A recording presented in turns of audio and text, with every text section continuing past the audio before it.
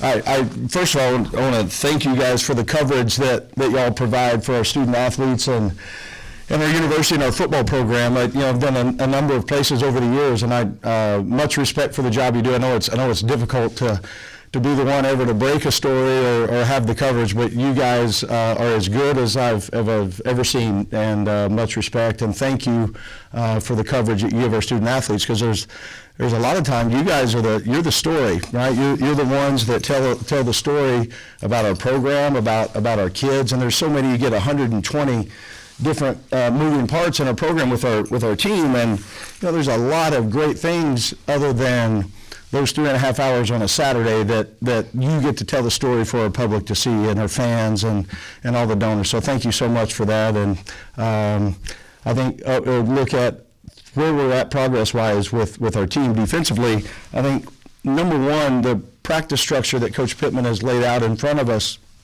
it has allowed us really to look and move guys and cross-train them, whether it's, especially in the back end. Can you play corner? Can it be field? Can it be boundary? Can we move you to safety and get some reps there? I think that's so important for us on at least how we play defensively, that they can play a number of spots. And we've got to be, Dominique Bowman, hire that we made this coach in our defensive backs, and then Deke Adams up front with the defensive line. Those guys and Mike Shear with our linebackers returning, they've been great teachers, and that's the most important part. It doesn't really matter what we know, whether we're out there in a 3-down or 4-down or 8-down, it doesn't matter. As what we know as coaches, as long as we can get it taught to our kids, then we're going to have a chance. And we talk about our team bottom line all the time defensively, is knowing your assignments, playing tough and physical, play with energy and enthusiasm, and then being a 6-second competitor. And when you can do those things and you can teach them really what the schematics are supposed to look like, you allow them to train in those spots and then go play fast.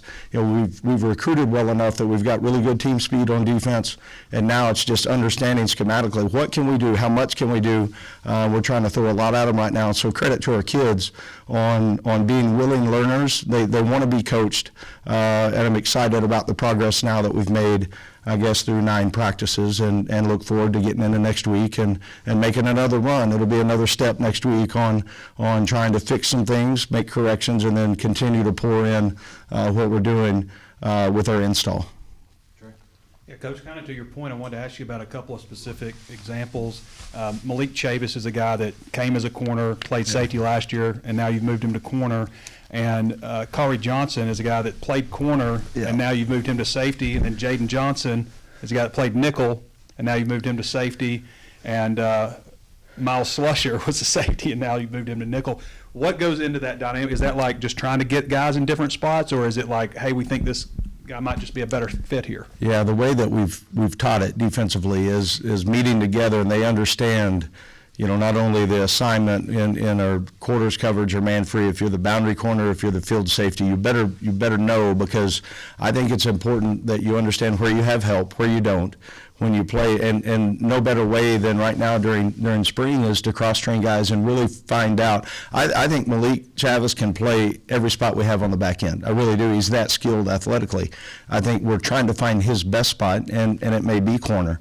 But also I know if we had an injury or something at one of the safety spots, Malik could step in today because he's played it before, and he could go step in and hopefully not miss a beat. Same thing with Slusher. I think he can play either the corner spots, any of the safety spots, and the nickel position. That's hard to do. There's not many guys that can do that, in my opinion, at the level that he's doing it. So a lot of that goes into staff time, talking about how do we get the best 11 on the field, and then you find, well, what's the best backup in that spot? It's always roster management and getting your best pieces in the right spots. And Kyrie, he struggled the first 2 days that he was at safety just because it was so new. He'd been at corner and normally just one side of the field. And we moved him to one of the middle safety spots, and he's looking, he's like, my goodness, there's so much space out here. But today he had his best day. So I'm excited about him being able to do that. Him also being able to maybe next week go in and get some snaps again at corner. I think this makes us better, a lot more versatile if we have the ability to move some guys around. And a couple of new guys, just your thoughts so far on Latavius Brini and Dwight McLeather and how they've been so far. Really excited that we have both of them. They've both got real game experience in the arena of playing SEC ball. They're talented. They've got a high football IQ. They're going to make our team better. They're going to make our defense better. And credit to our team on welcoming them with open arms. They feel like now, since they've been here in January until today, I feel like, it doesn't feel like they're the new guy anymore. And that takes both sides. It takes a very unselfish person that was at, 2 different places that played at a high level, and then they come in and, we didn't just roll them out there and start them with the ones. They've got to go earn it, and they're doing a great job understanding the scheme, but also being a great teammate.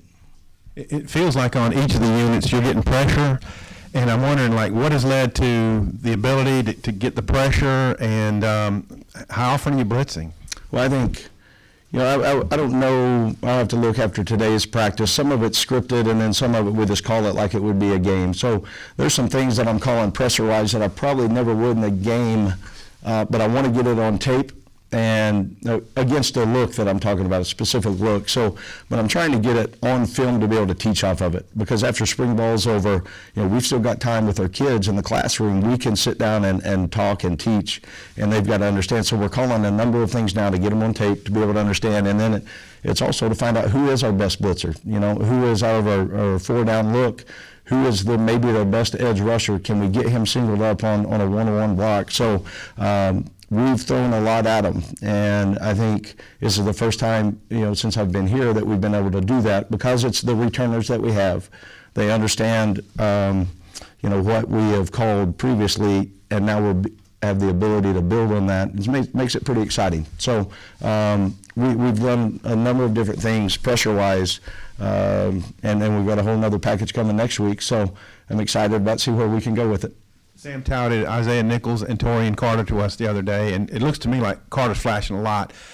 Who falls into that category for you that is consistently on tape doing those things? Yeah, I think Deke Adams has done a really good job with that group. The times that he's had them now in the meeting room and then on the field, and how they've taken that information and then processed it and then got to a live situation and able to go execute it. I think some of that goes with Torian and Isaiah. They've got a number of reps with real game experience, which has helped them.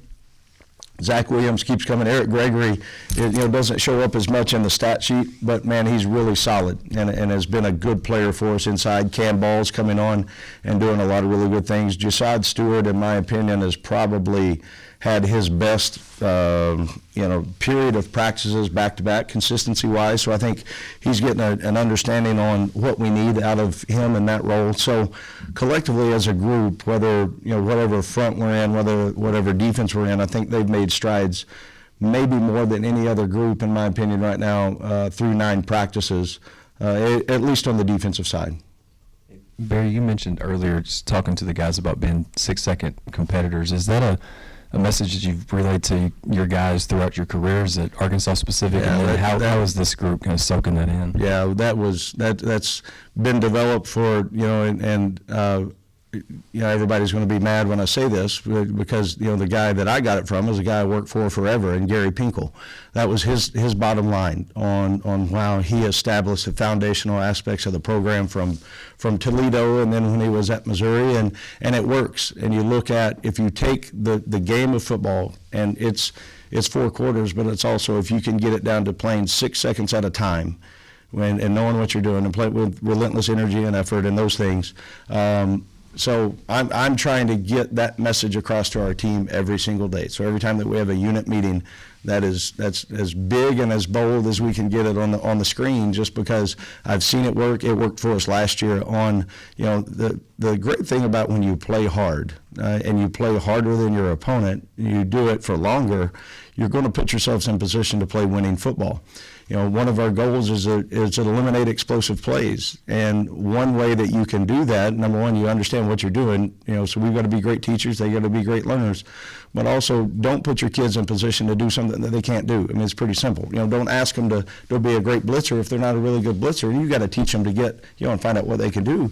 But you also look, if you play hard, okay, and you play as hard as you can play for 6 seconds, okay, from the time the ball snapped to the whistle blows, you're going to give yourself and your defense a chance to play winning football. You can go, somebody may go miss a tackle, okay, but if you got 10 other guys running to the ball, then you're going to keep that from going to an explosive play. So it all ties together. It's just an easy way for our guys to remember it, and you can show it, and it shows up every day on film. And the great thing right now, just like it started last year, our team defensively is they're running that. So if you don't run hard to the ball, you got about 4, 5, 6, 7, 8, 9 guys in the defensive room. You're on full display, and they're calling the guy out. So it's more player-led now at this point. That speaks to the culture of what Coach Pittman has recruited to, the culture that we've got in our program, and it's pretty exciting to be a part of. Last year, you really had 3 first-team linebackers at 2 positions. Are you kind of looking for that this year? And if you are, kind of who you see besides Volfer and maybe Sanders? Yeah, I think you look at that position in our conference, it's really, really hard, in my opinion, to go a 12-game regular season just with 2 linebackers. The physicality of the league, the way that the number of snaps that you play, all those different things into it. So, Coach Shear's done a nice job, and he's been in the system as a player, now as a coach. He understands it.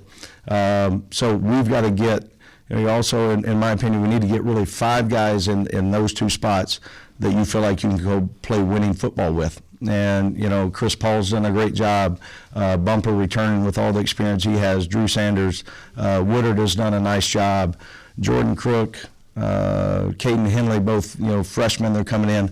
There's a lot of competition going on. And, once we get a guy, I don't really defensively, I don't look at what year is he. Is he a senior? Is he a freshman? He's our guy. Let's get him coached up and ready to go play winning ball. So, Crook and Henley have only been here for a couple of months.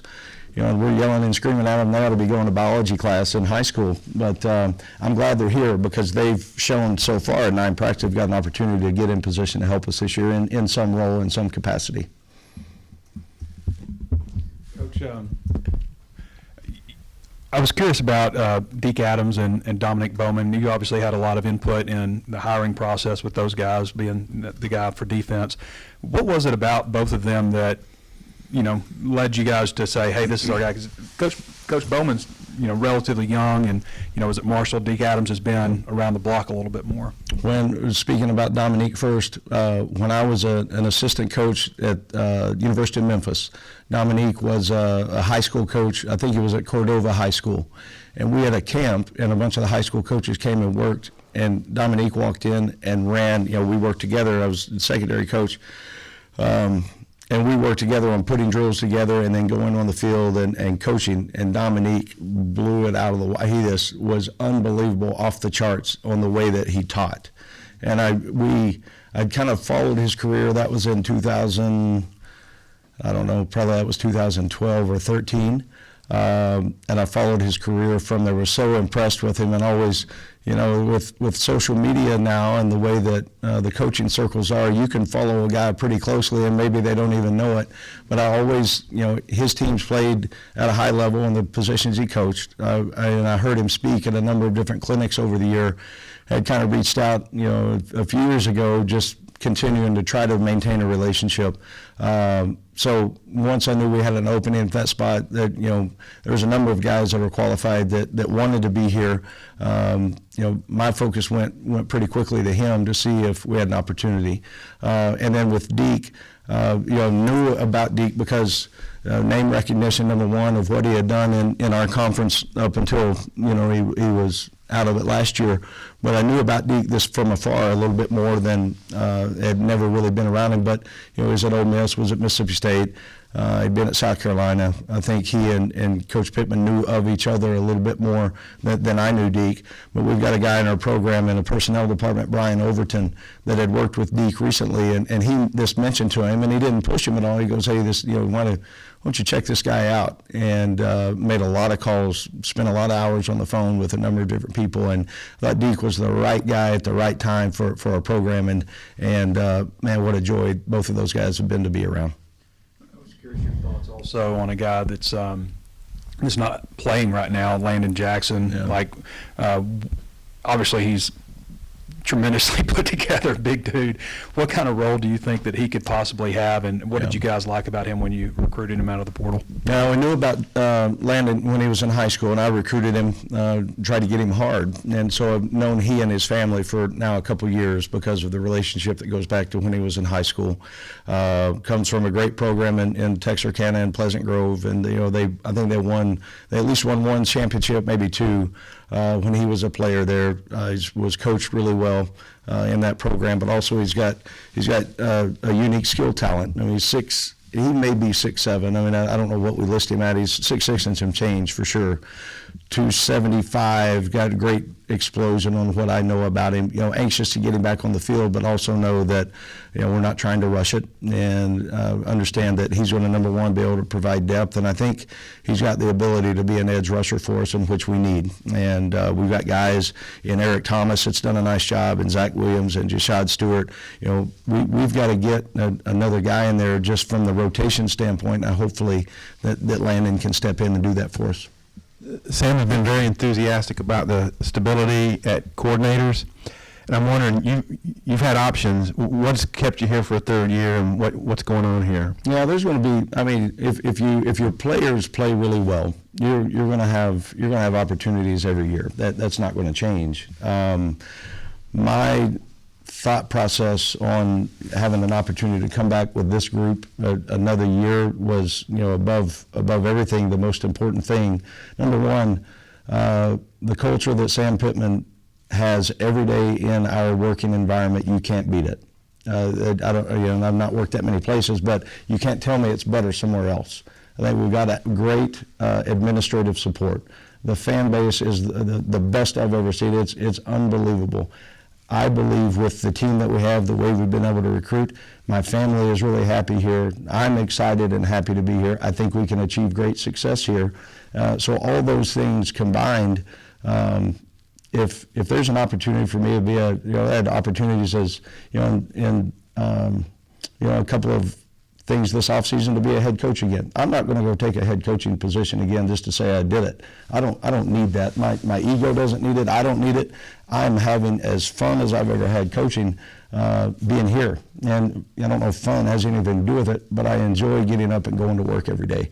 The student athletes that I've got a chance to coach right now, they're bought in. They like to play ball. They like to practice. They like to compete. They're doing a great job academically. It's a fun group to be around. Someday, some year, if a head coaching opportunity presents itself, then I may go make a run at it. But it's got to be the right fit with the right alignment. And I feel like Arkansas is a special place. I feel like it is, for me and my family and what we have going on defensively and program-wise, it's the best job in the country for me right now. It appears as if you're not tackling to the ground as much, maybe with the ones. Is that specific to this team, or what's happening? There wasn't supposed to be any tackling to the ground today, so I'm going to go in and get yelled at from the head coach on we're supposed to all stay up to date. So the ones are a little better at that today than the twos and threes, so that's my fault on that.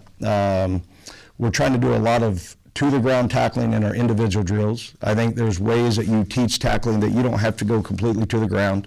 So we're smart with that. I think you've got to get an understanding on what that looks like, and you better be comfortable with it, because here in 2 more weeks, there's no tackling until we get back in August for fall camp. So, am I ever thinking, well, we can't become a better tackling team? No, I don't think that. We've got to continue to play fast. We've got to play together. We've got to run to the ball.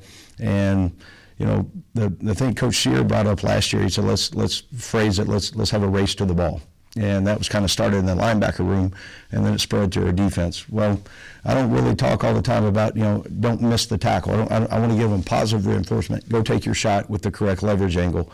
And you got 10 other guys better be running to the ball. So tackling is at a premium for us on how we're going to do it.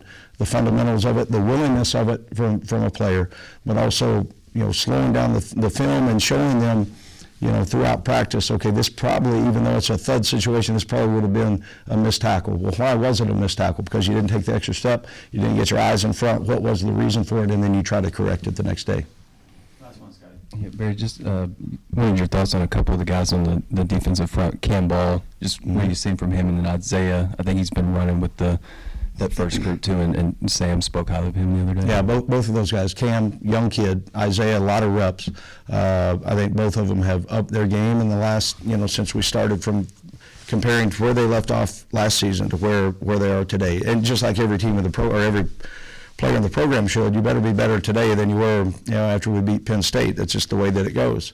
So Cam Ball didn't play that much last year. I don't know if he labeled as redshirt or not, but so he's got a number of years left. But with Jamil Walker, excuse me, and his staff in the weight room, he has transformed our guys. He's transformed them into bigger, stronger, faster, quicker, meaner, tougher. Anything that you can look at Jamil's staff has done an unbelievable job. And Cam has been a guy that has fit into there, and he went to work, and he kept his head down, and he's learned, and he's been able to go play fast. Isaiah, with the same thing, he's running with the ones, the twos, the threes. We're rotating so many guys in there. But Isaiah right now has probably had the most productive, he and Torian Carter, of any interior defensive lineman so far this spring. He's playing with great on-snap footwork, great eye discipline, great hand placement, and he's playing at a high level. So we've got to continue to work at that, because if you're not good inside up front, then you don't have a chance. I don't care how good you are on the back end, okay, or linebacker, or whatever. That's why Ridgeway was so important last year, because he's just a beast inside, okay, and he took up a lot of times two guys and filled up space. Those guys inside with Torian and Cam and Isaiah, it's so important that we get some things solidified there with those three guys that we feel comfortable on how we're playing everywhere else. So they've done a nice job, and they got to keep coming, keep pressing. Thanks, Coach. Thanks, guys. Have a great weekend.